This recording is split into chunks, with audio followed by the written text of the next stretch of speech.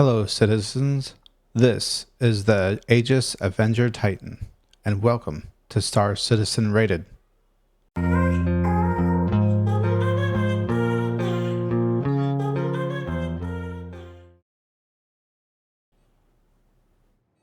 Okay, we're going to check out the exterior first. As per usual, comes stock with a ballistic Gatling at the front of the ship. I really like the plating. The design makes it look like a more modern space shuttle. That gear looks really good too. Otherwise, it's actually got some pretty old textures. It doesn't look too great. I mean, the amount of detail is really nice. But the textures and the paint looks a little, I don't know, off, low res.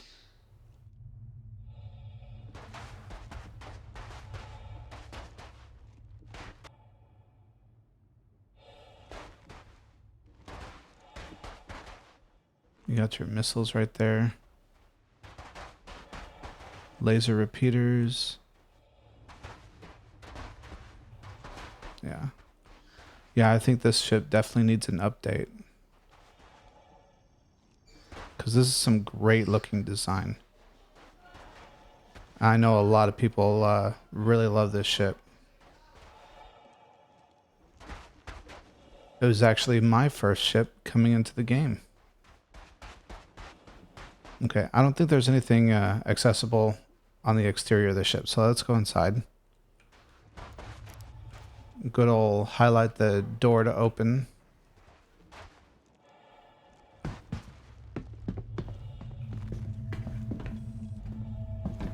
We gotta highlight the door again to close it. Here's a panel, but obviously it doesn't work. Alright, anything clickable in here? I don't think so. Oh, a little glitchy.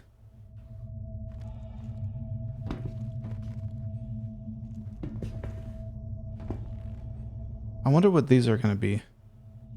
If that's ever going to be interactable.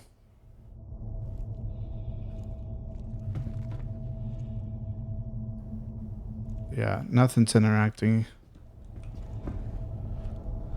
Well, then we got sort of bed area. This is one of the cheapest ships that you can get that has a bed.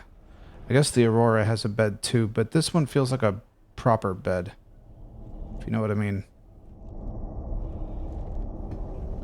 You got some open component access right there, but it's not really anything. I thought I could. I thought this would open. I guess not.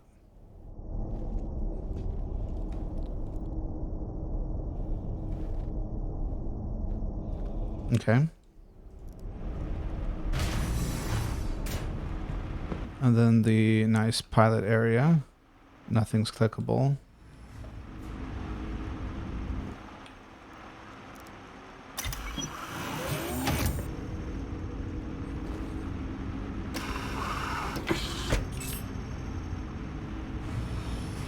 Okay, good worn controls.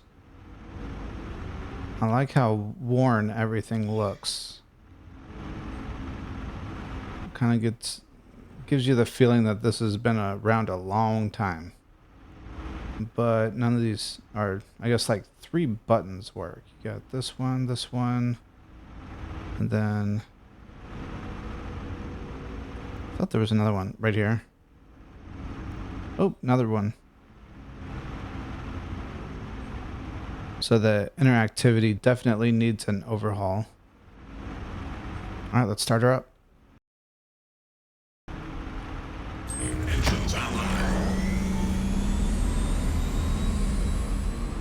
That's cool. Kind of sounds like the like jet fan blades are spinning up.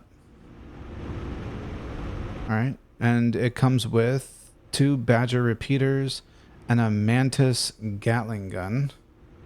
So we'll test that out here in a bit. Let's take off. And then it doesn't have a VTOL, but it does have animated landing gear. And there we go.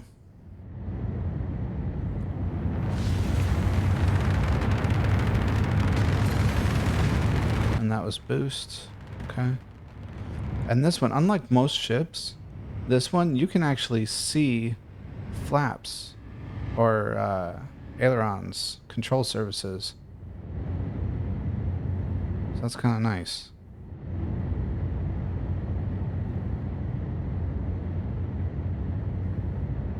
Okay. Let's see how it behaves in atmospheric flight. I'm just going to refer to it as atmospheric flight from now on, rather than like flight in a gravity well. It's so much easier to say atmospheric flight. People know what you're talking about. Okay. It's behaving quite nice. We're going a little fast. Let's slow it down, and we'll put some yaw. Yep, hard limiter on the yaw. It's annoying.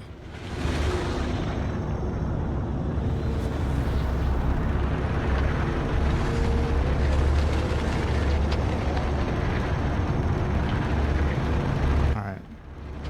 Let's go to space.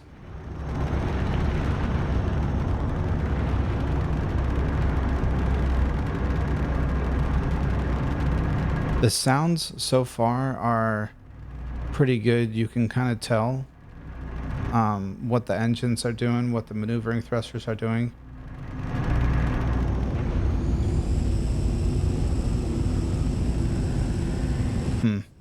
I wish there was a more definite change between sounds in an atmosphere and sounds in space.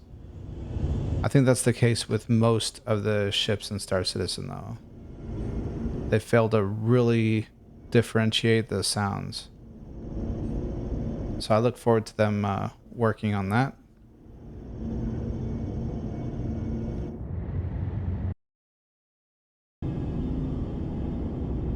Okay, we're gonna try our hand at an MRT in the Avenger Titan with stock loadout. I honestly recommend changing out the Mantis to a energy weapon, a laser repeater, laser cannon. But the Mantis is pretty powerful. It's just going to go through its ammo really fast. And we got some missiles, so let's use it.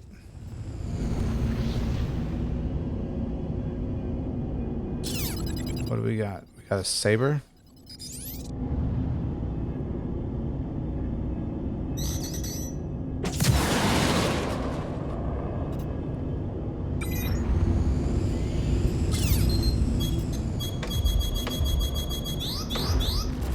Oh, barely missed that.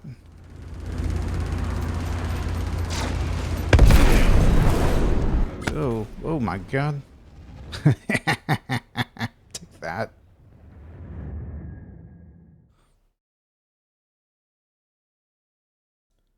For ship model, re-rate between 1 and 5. Visual detail, I gave it a 3. I really like the design, but the textures and paint look old and low resolution. It still looks okay, but it definitely isn't up to the same quality as the other ships that we've looked at so far. For sound, I gave it a 4. The sounds are good, but as always, I wish there was more distinction between Atmo and Vacuum. CIG should definitely hire Hybrid V Audio as a consultant. You should check out their channel, link in the description. For crew mobility, I gave it a 4. Entry and exit from the ship is good, and doors between ship sections also work well, and I have not had many issues. There seems to be a weird harsh change in gravity halfway up the cargo ramp, and it may make you stumble or fall flat on your face from time to time. It's especially bad when doing EVAs in space. For interactivity, I gave it a 2. There's a lot of cool buttons for the pilot and almost none of them work. There's also no component access so far as I could tell, and the doors do not have any panel or button interactions.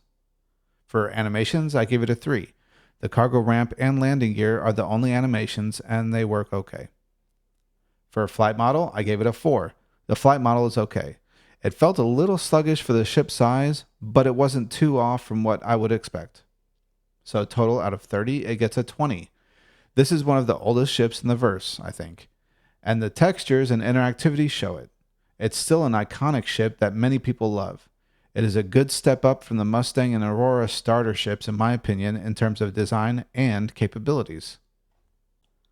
So for capabilities, rated similar to a tier list, we have single player combat. I gave it a C.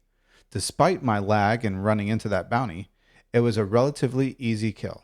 However, I do not think ballistics are very efficient at this point in the game's development, and I still prefer energy weapons. But if you change out the size 3 Mantis for a size 4 laser weapon, be prepared to do significantly less damage. On Urkel, the firepower actually drops by over half. I think it has to do with the weapon capacitors on the Titan not designed to handle more than the 2 size 2 laser repeaters already on it. For multiplayer combat, I gave it an F. It doesn't have multi-crew gameplay. For hauling and trading, I gave it a C. It has 8 SCU cargo space, so more than the Mustang Alpha, but not by much.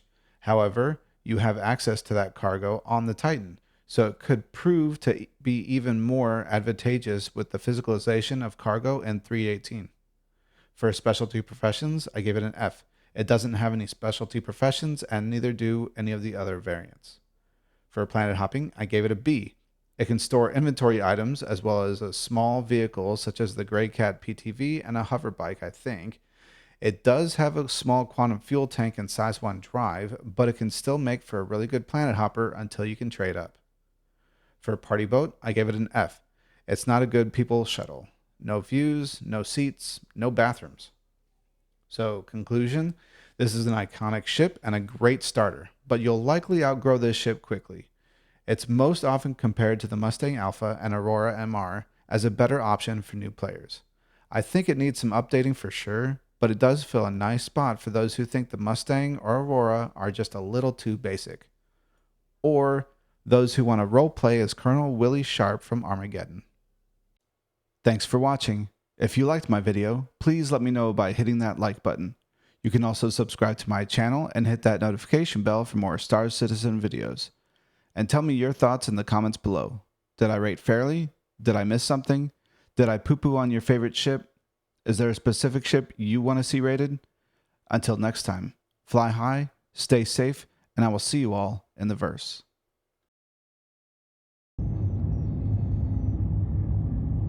Oh, good Lord. That one got me.